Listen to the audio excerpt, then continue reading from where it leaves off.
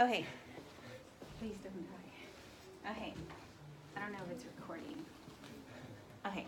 So we're going to talk about the legacies. We already know one of the biggest impacts of the Civil War and Reconstruction is that this is going to lead for the next 100 years of who not having their rights. African Americans. So, but there's going to be legacies for Reconstructions beyond that. We're going to see the South. I've told you the phrase over and over again. The South will rise again. Prior to the Civil War, were they based on agriculture? After the Civil War, they're still agrarian. So did the South even change? No. We're going to see this is why they're going to implement Jim Crow laws, because they want to make sure if they stay agrarian, who's still going to work on their land? African Americans. We see the Freedmen Bureau was created. Its whole purpose was to help African American families get resettled. They're going to try to come back and give them land, but does much of that land get into the hands of African Americans? No. We're going to see many landowners who do get land are going to lose their land because of debts and back taxes. So what will result is many African Americans losing their land, and there's two different things that they could do. One is called sharecropping. It's kind of like feudalism. Y'all remember feudalism from last year? The Lord gave them the land, and what did the peasant give back to the Lord? The food, right? That's what sharecropping is. They're going to be allowed to live on a piece of land, probably back at their old master's place. They share that land, but what do they have to give at harvest time? Their food, right? It sounds like feudalism. The other one is called tenant. Tenant is a nice word for renting. So these people, instead of being given their land, what are they having to do? Pay for their land. So both of these keep the freedmen tied to the land. And by 1900, over 70% of African Americans are either tenant farming or sharecropping. Are we going back to slavery just by a different name? Yes. We're going to see the crop lien system. Okay, so yes, they've been given the land, right? Or they're renting the land. Is that all they need to farm? No, they need wagons, right? They need plows, they need machinery, they need seed. And so how many of you have been in downtown Waxahachie right next to the jail? And there's that co-op, it's a red one right by the rail station. Many people, if they needed stuff, would go to that co-op and say, okay, I need seed, I need machinery, oh, can I borrow from you? And they're like, okay, you could borrow from us, but when harvest comes up, you have to give us half of your harvest plus pay with interest of 50 to 60%. So what happened if they had a drought that year? Did they pay back the merchant? So what do you think they did with that debt? The debt went up. And so are African Americans going to be stuck on the land because of debt? And this is why they don't get off the land, and they're going to still be in the agrarian society. The next thing is industry will come to the South, mainly because the main thing the South produces is what? Cotton. So the textile mills realize if they move to the South, that they're going to be able to be closer to the cotton. Would people rather be picking the cotton or working inside of a factory? And so many people, they realize, well, if we move down here, we have cheap labor. We could pay them low wages, and is this better than picking cotton? Is this better than sharecropping? Is this better than tenant farming? Is this better than the crop lien system? But who do you think they're going to hire in most of these textile mills? Are they going to hire African Americans, or are they going to hire the landless whites? Landless whites. So factory system will be only for the landless whites. But you think about this, it's good for the business, right? They move down here, taxes are cheaper, water power, they have cheap labor. So what's going to happen to the cost of clothing? It's going to go, if it's cheaper down here, it's going to go down. But we're going to see factories that come to the South are only salvation jobs for who? Landless what? But think about a factory. Are you going to get paid every single day? Is that better than working on the land? And so we're going to see many people go to the factory life. We're going to see, y'all had this, the cigarette maker. People used to have to roll their own cigarettes. But you probably know this guy named James B. Duke. Anybody know that guy, James B. Duke, from North Carolina? He led a regiment that was called the Tar Heels. He eventually puts a lot of money into the cigarette making business, and he creates millions. And he's eventually going to create a university. Do y'all know what university? North Carolina. And the regiment of the Tar Heels in North Carolina, in the war, they were actually called the Tar Heels. And so that's where this name comes, of where he establishes a monopoly over the tobacco making process because he creates the machine that rolls the paper that will roll the tobacco in it. And so he gets a patent on it, and he becomes one of our first millionaires of the South. We are going to get into an age called the Gilded Age, where we're going to have all of a sudden all these millionaires you know, such as Rockefeller, Carnegie, and Vanderbilt. We get iron and steel production comes to the South, mainly in Birmingham, Alabama. Okay, this is where there's a lot of coal fields. Do people want to work in these factories? Why would they rather work in a factory than the farm? What do you get paid? You get paid every day versus on the farm you only get paid when you produce what? A crop. So a lot of people will go into this area. The railroads will develop because who is that guy who tore up all the railroads? Sherman in his march to the sea. Okay, we see the Southern will increase in manufacturing, but not that much. It's still held by the North. And we're going to see most of the capital for the factories will come from the North to develop what's going on in the South. So African Americans, which y'all are going to see, many of us always thought that African Americans were all tied to the land. But we saw in slavery some people do buy their way out. They do buy their way out of slavery, but they were skilled people. And we're going to see that there are going to be some richer African Americans, and you'll see this in the reading today when you do Jim Crow laws, that there are African Americans who are doctors, who are lawyers, that they start these cities that are called black cities. And so, like, if y'all, do y'all know where Tulsa, Oklahoma is? Yes. Tulsa, Oklahoma was actually started as a black city.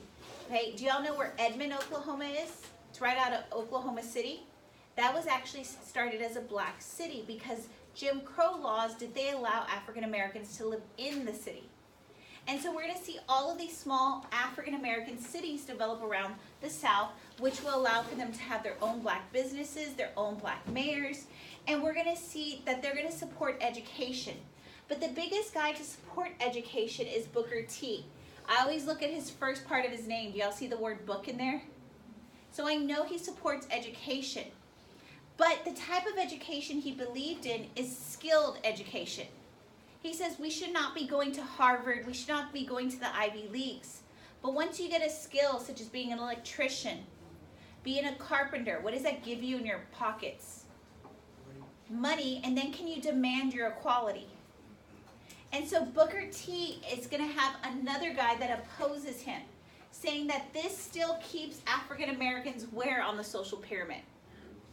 At the top or the bottom? The bottom. And Webb is going to say that they should be at the top. So what we're going to look at is Jim Crow. Y'all will be doing a reading today called Plessy versus Ferguson. And we're going to see this case actually stems from an African American. His name is Homer Plessy. He is 1/8 black. So what do you think his skin looks like? He's very white complected. He's going to test a law in Louisiana that says African Americans cannot ride on white cars. This guy, how does he look? He looks white, but he's only 1/8 black, right? He goes onto the cart. He's arrested. This case goes to the Supreme Court. Is it okay by the 14th Amendment to have separate accommodations? They have to be what? Equal. And this is where eventually the idea of separate but equal comes out. How many of you know of separate but equal schools? Separate but equal facilities. But were they were separate, but were they really equal? And it's this case, Plessy versus Ferguson. that they use based on the 14th Amendment that is going to lead to the two different societies in the South. One white, one black, who's going to get the better services. And the blacks, we're going to see that they're subservient. And so, yes, we have separate, but did we have equal? And this will eventually be taken down by Brown versus Board. So now we look at the 15th Amendment that was going to allow them to be able to vote. They're going to pass rules on it. First one is a poll tax. What must a person pay? They must pay, but it's a day's worth of work. So I know a lot of y'all work right now. You're probably getting $8 an hour. Let's just say you work 8 hours a day, 64 bucks. How many of you are willing to give up 64 bucks to vote? No? This poll tax went all the way up into the 1960s. My mom has her poll tax from a full day's of wages, which is around $2.15 back then. Okay, but equivalent to $64. Do you think African Americans want to give up that money to vote? No. The next one's a literacy test. What do you think you have to do to be able to vote? Read. My mom had to take one. The person in front of her got Mary had a little lamb. They asked her, what did Mary have? What did Mary have? My mom was asked Article 2, Section 3 of the Constitution to interpret it to the registrar of what it said. Were they administering this fairly? The last one, grandfather clause. Let's do this. How many of you had a grandfather in the United States that voted? Raise your hand. If you raised your hand, you get to vote. Let's go back in this time. How many African Americans would be able to raise their hands if their grandfather was able to vote? So all of these things is to keep who out from voting? African American. All of this stuff will exist to the 1960s. Yes? How did they know that Plessy was 1/8 black? They actually have, you have identification stuff. You're going to read it in the reading today, how we knew he was 1/8 black. Okay, so we talked about this on the study guide, lynching. Okay, lynching is that thing that where they're openly hanging African Americans. Who's leading this? This new organization, the Klan. Ida B. Wells will be a progressive who's going to write a book about this. She's going to take up the total deaths. And these are people who were trying to assert their rights. Eventually, this will lead to the progressive movement and us taking on civil rights for African Americans. So Grant. When Grant comes to office, we've known him before. Why do we know Grant? General on what front? West or east? West. He eventually moves to the east. What was his greatest battle of what he captures? Vicksburg, because that ends the South from being able to get what? Supplies. So we see Grant is able to win the election because African Americans voted what party? Democratic or Republican? Republican. We're going to see politicians are going to rely on political machines. I'm going to explain what a political machine is because we're going to see this next semester when I get into the Gilded Age. Okay, so if you want to buy shoes, you go to a shoe store. When politicians needed to get votes, they went to a political machine. That's where they get their votes because the political machine would garner votes from the population. They would go to the immigrants. Do the immigrants need stuff when they come over? They're like, oh, hey, if you vote for me, I'll get you a job. If you vote for me, I'll get your kids food. If you vote for me, I'll get your kids medical care. So all of a sudden, we're going to have 95% of the population voting. But is it true democracy? No, because the political machines are doing what's to our immigrants. They're giving them stuff to bribe them at the polls. We're also going to see the spoils system. The spoils system is talked about politicians putting the best educated people in politics or putting their friends in politics.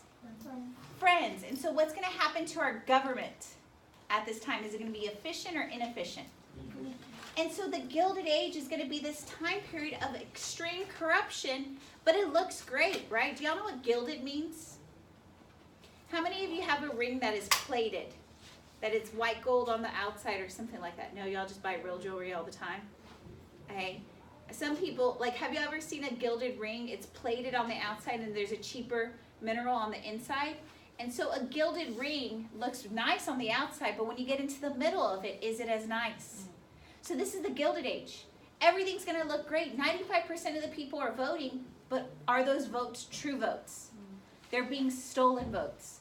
We get tons of people in office, but are they doing their jobs? African Americans have rights, but really, do they have rights? So this Gilded Age is going to be like, we have this beautiful building, but we get inside, is it as nice? The next thing I have to talk about is the credit mobilier scandal. We want to build a railroad. What route did they decide, a northern route or a southern route? So here is the U.S. We're going to build the railroad. We're going to have two different companies, the Central Pacific and the Union Pacific.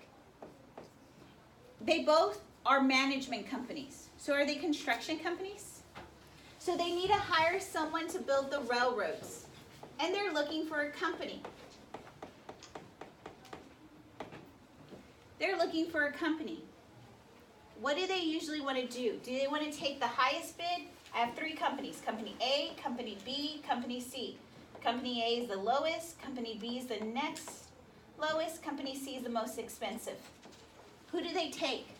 A, B, or C? Why do y'all say they should take A?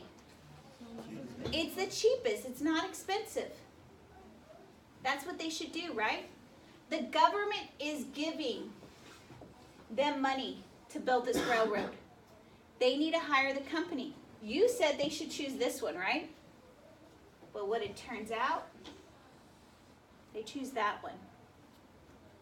Are y'all upset as taxpayers? Yes. Why? You're paying more. But what turns out is the guys that are the heads of this company also own this company. So what's happening here? The guys that are the heads of this have hired themselves to do what? To build the railroad, and what are they doing with the extra money? They're pocketing this money. Wow, we got a railroad, but is there corruption in it? Because these guys are taking money from who? Taxpayers. And now the Gilded Age, wow, we got a railroad that takes us all the way to California, but is there corruption in it? What do we also know that's right here why we couldn't build this railroad? They finally get dynamite. But what they're going to start doing is lying about where the mountains start. They're going to start saying the mountains start in California. Because you get more money for going through mountains. The Great Plains, do you think they're mountains over here? But when they start titling up the stuff, what are they going to say? There's a lot of mountains. So what's going to happen to the cost of this railroad? Oh, wow, we got a railroad, but was there a lot of corruption in getting this railroad? Did a lot of people walk off with money that they did not deserve? So are people going to like our politicians in the Gilded Age? And this is what we're going to start digging in deeper, is looking at all the corruption in the Gilded Age. We're going to see the U.S. government realize, oh, greenbacks are causing inflation. Everything must be redeemed in gold. So you can actually take up your dollar and get what in exchange at a bank? Gold. We're going to see we purchase Alaska. We talked about it. Who do we purchase it from? Russia. One reason, we didn't want to offend them. And also there's this rumor that's what's there? Gold. Gold. We also get Midway Island, which we'll talk about more in World War II. And we received claims from the Alabama. Ku Klux Klan. Were they interfering with Reconstruction? We're going to see that Grant is going to create some acts to go in to stop the Klan. Do we ever stop the Klan? Because we talked about the Compromise of 1876 with that election. We're going to see the end of Reconstruction is going to happen. A lot of it stems from the Hayes election. But do we still have problems in the South? Whose rights are not secured? African Americans. But many reformers are saying, look, they have their rights. And some new philosophy comes out called social Darwinism. Y'all heard about this last year, right? Yes. What is the phrase that y'all remember with social Darwinism? Survival of... And they said, look, they have their rights. And if they're truly the fittest, they'll achieve their rights. Should they have someone helping them? So many reformers were saying we needed to step back from African Americans. They have their rights. They should secure them on their own.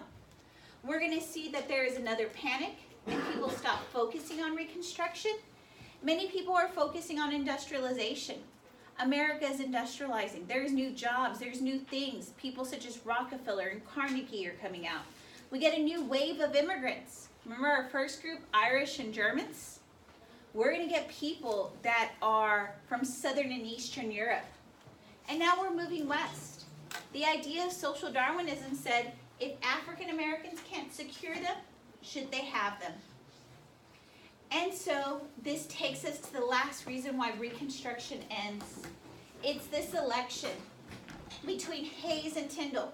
Do y'all remember who got the popular vote? Tilden. He got the popular vote. Here's the Electoral College vote. There are 20 votes from South Carolina, Florida, and Louisiana that they turned in double votes.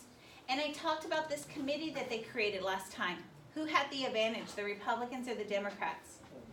And they decided to give those 20 votes to Hayes. So Hayes, with 20 votes, has 185, who has won the election. Hayes, who's upset now? The Tilden, the Democratic people, because they did win the popular vote. If they would have gotten those 20 Electoral College votes, the Democrats would have won. And so what they do is a compromise. They promise to end Reconstruction. But wait, do we still have problems in the South? Who's not protected? We end Reconstruction, and this is why for the next 100 years, who is forgotten about? African Americans, and we promise them, yes, we'll end Reconstruction, we'll build the Texas Pacific Railroad. If you don't know about the Texas Pacific Railroad, it runs through Waxahachie. They promised this, they promised cabinet positions just so Hayes would win. And this is why for the next 100 years that civil rights will be unattained. The Redeemers will come back. These Redeemers are the people who restore the white Democrats into power. And for the next 100 years, the South will be Democratic. I know that sounds weird because when we think about the South and what political party, we always think what party? Republican, but I need to get to 1960 with LBJ to flip the parties. The South will be solidly Democratic up until 1960. In 1960, LBJ takes on civil rights, and so what happens to those white Democrats? Do they stay? They flip to what party? Republican. We're going to see the South, I keep on saying this phrase, will rise again, but we're going to see it looks exactly like it was in the antebellum period. We're going to see the aristocrats are still on the top. The African Americans are still where? Tending to what? The farms through what system? What are the two new systems? Sharecropping and tenant farming. We're going to see the South, remember all those things, the public schools, the roads, the public works? Well, they're going to lower taxes so they can't pay for that. So things as education will suffer.